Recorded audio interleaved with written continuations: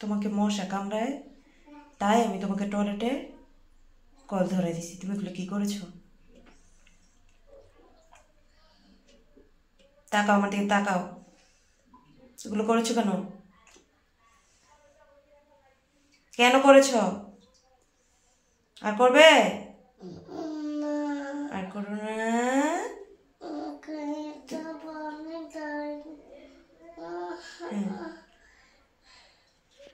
পানি ঢেলে দিব?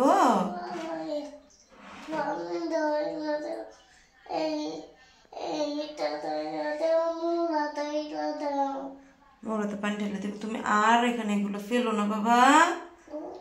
তুমি আমার সোনা বাচ্চা না। আম্মু তুমি আমার কি? তুমি লক্ষ্মী সোনা। তাহলে তুমি আর এখানে এগুলো ফেলো না। ওকে ওকে সোনা বাচ্চা।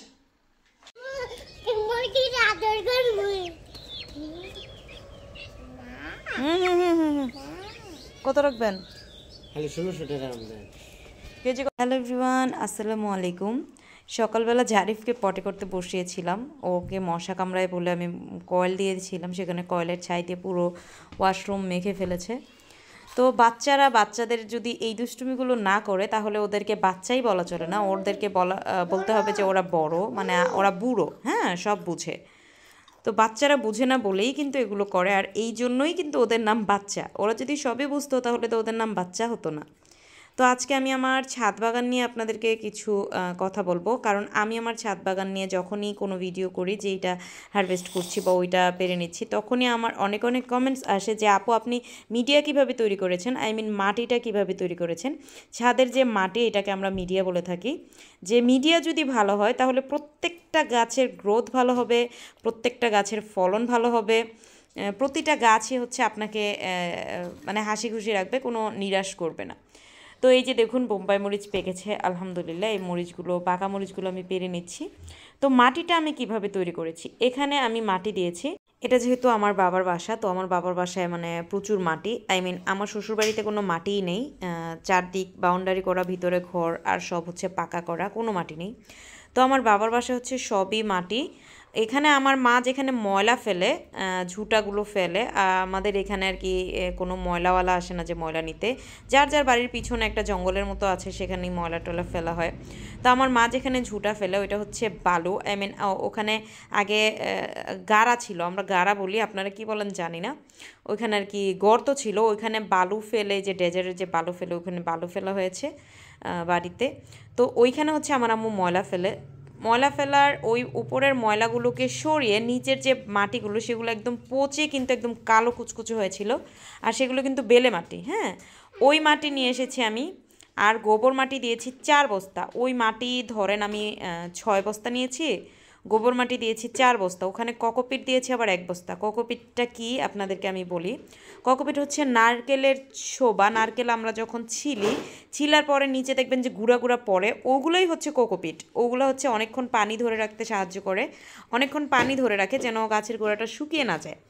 তো ওই কোকোপিট দিয়েছি আমি 1 বস্তা। তারপরে এই মাটি আমি অন্য কোনো আর মাটি দিইনি। ওই মাটিতে আপনারা যা বুনবেন তাই হয়ে যাবে। তার মধ্যে আবার আমি গোবর সার দিয়েছি, কোকোপিট দিয়েছি, শিংকুচি দিয়েছি 1 প্যাকেট, জৈব সার দিয়েছি 1 প্যাকেট। ওগুলো আমি নার্সারি থেকে কিনে এনেছিলাম।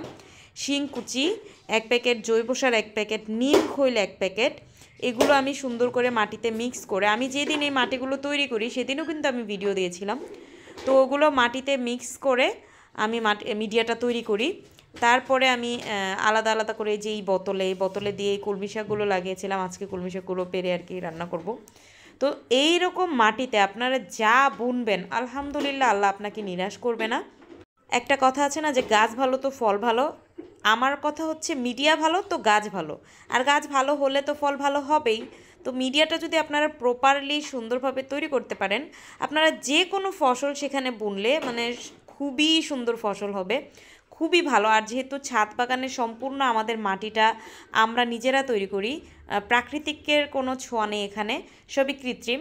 যদি নিজে থাকতো মাটিতে, সেখানে বন্যা হয়, খরা হয়, সব কিছুতে হয়ে ওই মাটিগুলো আবার উর্বর হয়ে যায়। কিন্তু ছাদ মাটিতে কিন্তু এরকমভাবে উর্বর হয় না। আর ছাদ মাটিতে পানি আমরা না দিলে, যেমন বাহিরের মাটিতে কোনো কিছু হলে সেটা মাটির নিচে থেকে শেকড়ের মাধ্যমে পানিটা পায়, কিন্তু ছাদ বাগানে কিন্তু ওইরকম পায় না। তো সেজন্য আপনাদের প্রতিদিন গাছে পানি দিতে হবে। আর আপনি যেখানে গাছটা বুনবেন সেটা এমন হতে হবে যে পানি নিষ্কাশন ব্যবস্থা থাকতে হবে। আপনি পানি দিলেন, পানি দেওয়ার পর যেন পানিটা আবার পড়ে যায়, পড়ে যাওয়ার যেন ব্যবস্থা থাকে, সেই পানিটা যেন পড়ে যায় এরকম করে পানি দিতে হবে। একদম বদ্ধ কোনো পাত্রে কোনো গাছ লাগালে সেই গাছটা সুন্দর হবে না। হ্যাঁ, তো আমি বস্তাতে বুনেছি, ক্যারেটে বুনেছি। এখানে আমার ছাদ বাগানের ক্যারেটের খরচ প্লাস মাটির খরচ প্লাস যেই একজন কামলা দিয়ে আমি একদিনে মাটিগুলো তৈরি করেছি সেই খরচ মিলিয়ে মোটামুটি প্রায় 3 থেকে 3,500 টাকা আমার এখানে খরচ হয়েছে। তো শখের তোলা 80 টাকা, একটা কথা আছে। আমার টাকা ঠিক আছে গিয়েছে, কিন্তু এই টাকা দিয়ে কিন্তু আমি সারা বছর ফসল খেতে পারছি। তো আপনি 3 থেকে 3,500 টাকা দিয়ে কিন্তু সারা বছর আপনি কোনো ফসল খেতে পারবেন না কিনে। হ্যাঁ, তো এই যে কাঁচামরিচগুলো দেখেন, এই কাঁচামরিচগুলো আমি অনেক দিন যাবত, রোজা আসার পর এই পর্যন্ত আমি বাজার থেকে কোনো কাঁচামরিচ কিনিনি, কারণ বোম্বাই মরিচ আবার এই যে কাঁচামরিচ এগুলোর সাইজ দেখুন, এক একটা এক এক সাইজের বা এক একটা এক এক জাতের। আলহামদুলিল্লাহ, কিন্তু নার্সারি থেকে আমি যে মানে মরিচের গাছটা এনেছিলাম সেটা ছিল ক্যাপসিকাম। উনি আমাকে ক্যাপসিকাম বলে সেল করেছে, কিন্তু এসে দেখি ওগুলো ক্যাপসিকাম না, কিন্তু ভালো জাতেরই মরিচ। আমি নিরাশ হইনি, আর ওনার বিষয়ে আমার কোনো কমপ্লেন নেই। এমন না যে বীজ জার্মিনেট হয় নাই, বীজ জার্মিনেট হয়েছে, ক্যাপসিকাম হয়নি তো কি হয়েছে, ক্যাপসিকামের চেয়ে ভালো কিছু হয়েছে। তো এই তো আমার ছাদ বাগানের ফসল, লেবু ধরেছে আমার গাছে। আবার এই যে এক এক গাছে এক এক রকমের কাঁচামরিচ, এই যে এই কাঁচামরিচগুলো দেখেন, এগুলো আবার অন্যরকম। আমি কাঁচামরিচ খুব কম পারি। আমি পারি হচ্ছে বোম্বাই মরিচ। একটা তরকারিতে একটা বোম্বাই মরিচ দিলেই জাস্ট হয়ে যায়, ঝাল হয়ে যায়। তো কাঁচামরিচগুলো এখন আবার একটু কম পারা হয়, কারণ বোম্বাই মরিচ প্রচুর পরিমাণে ধরেছে, খেয়ে সেরে উঠতে পারছি না, এত এত ধরেছে। আর এই যে দেখুন, ছোট্ট একটা গাছে কত কত মালবেরি হয়েছে, মাশাআল্লাহ। আর মালবেরি গাছটার আমি যে ডিব্বাটাতে বুনেছি, এই ডিব্বাটা হচ্ছে পানি নিষ্কাশনের ব্যবস্থা করা হয়নি, এই জন্য মালবেরির সাইজগুলো ছোট হচ্ছে। আমি খুবই তাড়াতাড়ি আবার ডিব্বাটাকে ফুটো করে দেবো, যেন পানি দেওয়ার পরে পানিটা আবার বেয়ে পড়ে যেতে পারে। তো এই তো চলে আসলাম নিচে, তারপরে পার্সেলগুলো রেডি করলাম। আজকে প্রায় 8.5 কেজির মতো সেরেলাকের অর্ডার ছিল। জারিফ জাবের এদিকে খেলছে আর আমি হচ্ছে পার্সেলগুলো রেডি করছি। আর আমার বড় বোন আজকে আবার চলে এসেছে। মানে আমি কিন্তু সবসময় বলি যে আমরা 3 বোন, আমরা 2 বোন মায়ের পেটের, আর আরেকজন হচ্ছে আমার মা ছোটোকাল থেকে ওনাকে মেয়ে বলে মানে করেছে, আদর করেছে। আর আমার ওই বড় আপু আমার মাকেই মা বলেই আদর করেছে। উনি যদিও আমার জ্যাঠাতো বোন হয় আর কি, পাড়াতো। তো উনি হচ্ছে চলে আসবে আজকে। তো আপাকে আবার আমি একটু হেল্প করছিলাম, আপা আমাকে কোনো কিছুই করতে দিচ্ছে না। আপা বলছিল যে মা যেহেতু এতেকাফে বসেছে সব কিছু আমি একা একা করছি। তো আপা বলছে আচ্ছা ঠিক আছে, আমি প্রতিদিন বিকালবেলা আসবো। ওই আপার শ্বশুরবাড়ি আবার আমার বড় বোনের শ্বশুরবাড়ির আবার সাথেই। তো প্রতিদিন বিকালবেলা আমি আসবো, এসে ইফতারি টিফতারি করে মানে সব কিছু রেডি করে রান্না বান্না শেষ করে তারপর আবার রাত 9টার দিকে চলে যাব। তো আলহামদুলিল্লাহ, মানে আমার বড় আপু টেনশন করছিল যে হা তুই একা একা কীভাবে কী করবি, যদি বড় আপু শ্বশুর শাশুড়ি মানে সব একসাথে না থাকতো আপুও হয়তো বা চলে আসতো। তো এখানে আপা তরমুজ কাটছিল, কলমি শাক রান্না করেছে, বেগুনের ভর্তা করেছে, মাসকলাই ডাল, ফুলকপির তরকারি। তো আমরা সবাই আবার এই যে ইফতারি করে নিলাম। আর আমরা সবাই মিলে ইফতারি করি, আমি, জুয়েলের বাবা, জুয়েরিয়া, আবার জারিফ জাবের, আমার একটা দেবর, তারপরে হচ্ছে আমার একটা মামা। মাকে মিস করি অনেক। আর মায়ের ইফতারিটা আমি সবসময় মার ঘরে পাঠিয়ে দিই আজানের আগেই। তো তারপর আমি যেহেতু আমার সেরেলাকের বিএইচটিআইয়ের জন্য করছি, বিএইচটিআই করতে রে ভাই এত প্যারা, এত কাগজপত্র লাগে, এত লাইসেন্স লাগে, কারখানার লাইসেন্স, ট্রেড লাইসেন্স, এত কাগজপত্র। আবার হচ্ছে আমি কি কি উপাদান দিচ্ছি, স্যার আবার বলেছে যে তুমি কি কি উপাদান দিলা, সেই কোন কোন উপাদানে কি কি ভিটামিন বা কি কি উপাদান আছে, ও তোমার উপকরণে কি কি পুষ্টি উপাদান আছে সেগুলো তুমি লিখে আমাকে দিবা। তাহলে একটা চার্ট তৈরি করতে আমার সুবিধা হবে আর কি। দেখেন সেরেলাকের যে প্যাকেজিং হবে সেটার মধ্যে আর কি সব আমি কি কি পুষ্টি উপাদান দিই বা কি কি উপাদান দিই, সেই উপকরণে কি কি পুষ্টি উপাদান আছে সেগুলো হচ্ছে আমাকে লিখতে বলছে। আমি লিখে আর কি কালকে আবার স্যারকে দিব, তাহলে ওরা দেখে ওইটাতে একটা চার্ট বানাবে আর কি, যে কত গ্রামে কি কি কি উপাদান আছে। তো আমি লিখতেছি, ভালো কথা। এই যে এখানে যেহেতু 17টা আইটেম, এখানে 7টা লেখা শেষ। এই যে লিখতেছি। আমার এই যে এই সাহেব হচ্ছে টয়লেটে ছিল, ও ও আমাকে ডাকতেছে ওকে ধোয়া দেওয়ার জন্য। কমোডে যে বসছে, নিজে নিজেই বসছে সুন্দর করে। তারপর ওর পটি শেষ, ওকে ধোয়া দেওয়ার জন্য ডাকতেছে। আমি গেছি ওকে ধোয়াইতে। আর আমার এই যে আরেকটা ইনোসেন্ট সাহেব না বাচ্চাটা, তুমি আমার কি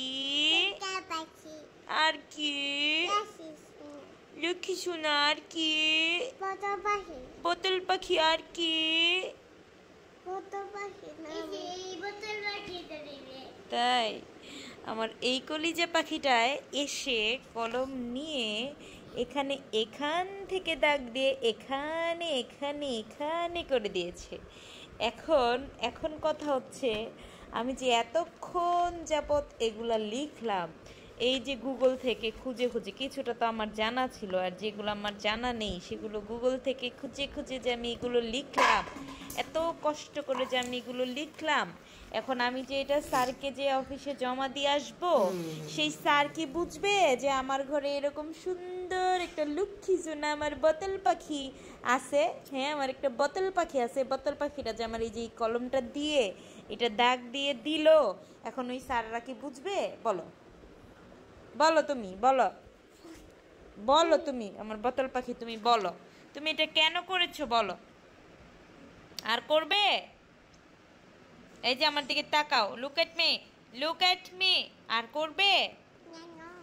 আর করবে? তুমি এটা করবে? আর সরি বলো আম্মুকে, সুন্দর করে বলো, আই লাভ ইউ বলো। হ্যাঁ, আদর করো আম্মুকে।